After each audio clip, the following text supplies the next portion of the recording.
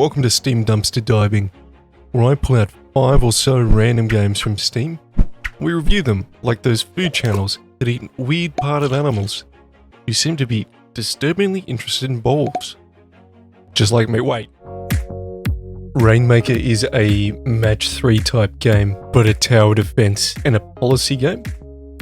I'm just curious to see if it'll do all of those things good, or if maybe it spreads itself out a little bit. Name your city. Elon's private jet.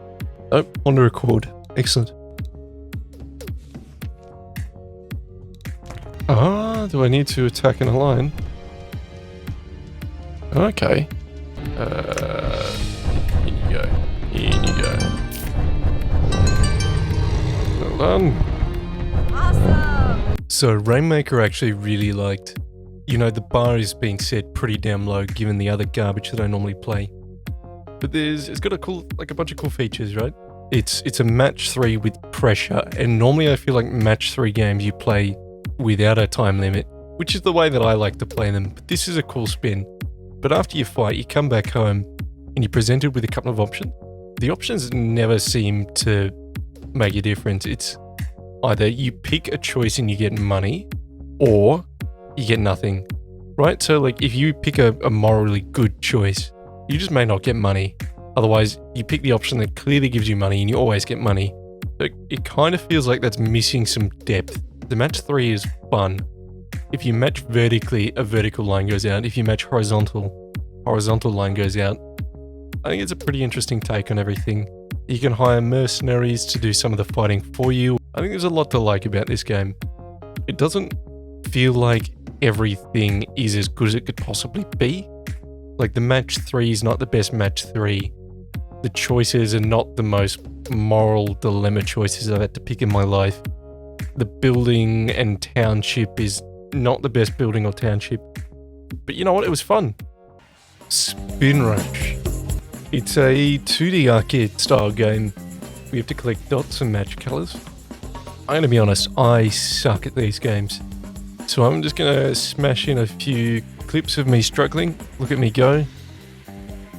I'm assuming I struggled. And then we'll jump straight into the review. I can see people getting frustrated with this. So like I said in my pre-look, I suck at these sort of games. But I knew very early on I wasn't going to enjoy playing it.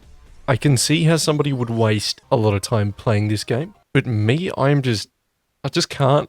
My little brain can't process fast enough the actions I need to do. When I originally viewed this game, it was not on sale for $16, and I couldn't possibly recommend it for that price. $4, I could understand playing it. It doesn't have all the ads that you would get on, say, like a mobile version of this game. So I can really forgive that price. Here we go. Anthran loves the game. You get it for next to nothing. On to the next. Space Wars is I don't want to say Gallagher, I've forgotten the word for it, but a side-scrolling space shooter. Publisher, pretty interested to give this one a shot. I do and don't like these games. I do like you can let me choose colours.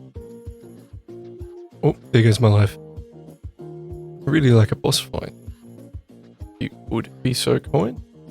Maybe level 5. Level 5's a boss fight. Wow, okay. It's much more peaceful if I don't shoot anyone. Yep, just cheese the whole thing. Well, it was kind of fun. There was just weird little things. Like some of the enemy placements were just very harsh and hard to avoid. And there was a couple of obstacles that started off really hard, but then halfway through the dev, we got to put in, actual collision. So as you've already seen, you can just, after a couple of levels, you can just go through terrain, like it doesn't matter. Once again, this is one of the games that I played while it was $15. I just can't suggest anyone pay that sort of price, especially when Gallagher and Space Invaders and things like that are free online. Like just so public domain that it's crazy. On sale for a couple of bucks, it's very hard to complain. I just think it's sort of the bare minimum. It filled up 20-30 minutes of my life, so who's to complain, right? Sure. Cube Space is a Scoban-based puzzle game where your goal is to clear up a path for a spaceship to reach the exit and escape the level. Now, given that my mind is incredibly dense, too thick for information to pass through, I'm probably not going to do too well with this one. Now, that being said, I'll judge it reasonably fairly, but I doubt I'll get anywhere near deep enough to really enjoy this game. Cube Space. Press enter. Okay. Arrow keys. Space? Can I use space? No. Hey, look, little right, I can help you with this. Your goal is to open the space for a shot to reach the target. It's not that complicated, is it? Good luck. This is cute. This is quite cute, isn't it? Okay, let's go little portals. That's interesting.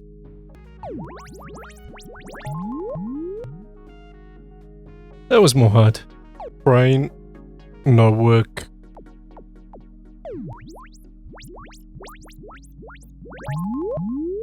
Doable. Absolutely doable. I think I'm done. I think I'm really done. You know what? I actually really liked Cube Space. It was cute. The controls were weird to start off with, but made sense once you did them. I think maybe it was detecting a controller I've got plugged in because A is not the shoot button. Full controller support. That's nice. It's a feature they didn't have to add. $15 full price. I really don't feel like this is a $15 game. $4, $5, yeah. Yeah, absolutely. Am I going to play this again? Probably not. I'm not this kind of puzzle player. Cube Runner is a 3D action platformer that's simple to learn, exciting to play, and deep enough to challenge even the greatest gamers. I'm extremely skeptical of that. It says it's 3D, but if anything, this looks like 2.5D, but really you're not moving backwards and forwards at all, you're changing planes, but I'm a little concerned that it's going to be a bit too simplistic, but that's okay, it may be a lot of fun. Let's jump in. Okay. Oh, that's got some delay. Nice one. Oh, interesting. You can like bounce in midair. 3. I missed. I hit.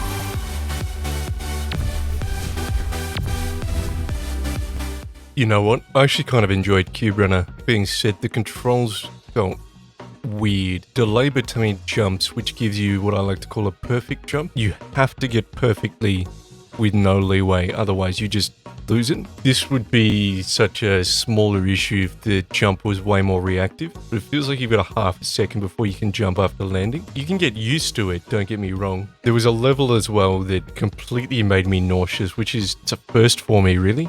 Now this is another game, full price was $16.